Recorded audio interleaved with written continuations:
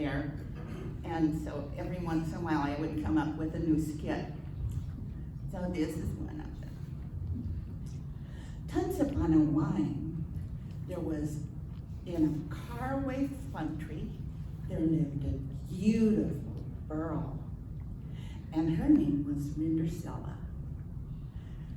Now, Rindercella lived with her muggly other and two sissy ugglers. They were really sad bisters. In the same caraway country, there lived a pransome hens. And the pransome hens lived high up on the hill in a carriage lasso. But the pransome hens was Larry Vonley. So he decided to have a fancy fall. He would invite all people from miles around to the fancy fall, especially the pitch people.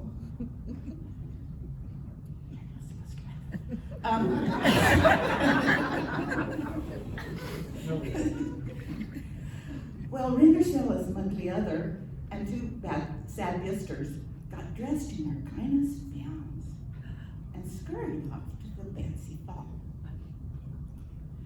But Rindercella couldn't go because all she had to wear was dirty old dags. So Rindercella just sat down and cried. While she was sitting there scrying, who should it appear but her Gary Fodmother? Gary Fodmother said, Rindercella, why are you sitting there scrying? And Rindercella said, because the others got to go to the fancy ball, and all I have to wear is these dirty old dags.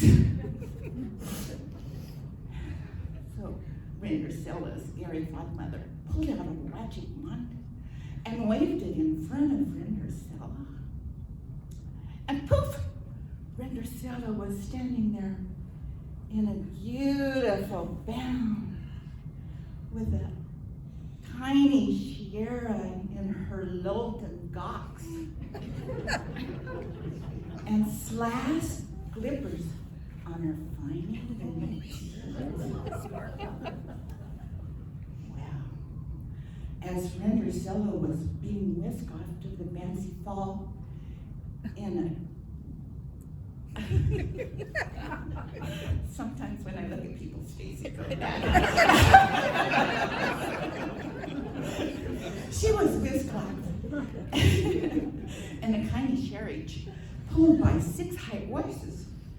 Rindercella's Gary Fodmother's called out, Rindercella, be sure to be home by midnight.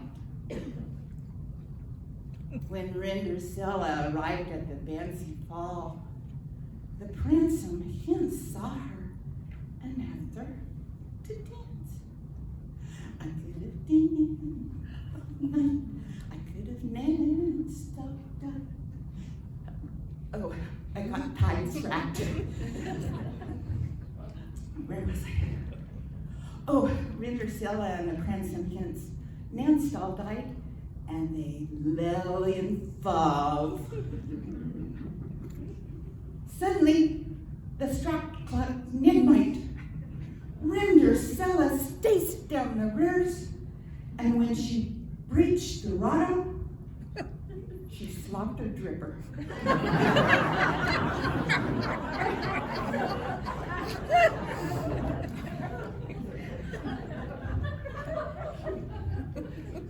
The next May, the pransome hens went all throughout the countryside looking for the beautiful girl who had slopped her dripper. He came to Rindercella's house and he tried it on her monthly other, and it didn't fit. He tried it on her two sad sisters, and it didn't fit. He tried it on Rindercella, and it did. It was exactly the sight rights.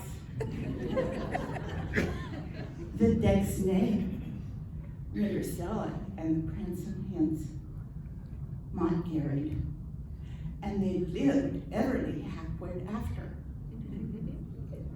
And now the moral of the story is, if you ever go to a fancy ball and lull in love with the Prince and Hens, be sure to slop your dripper.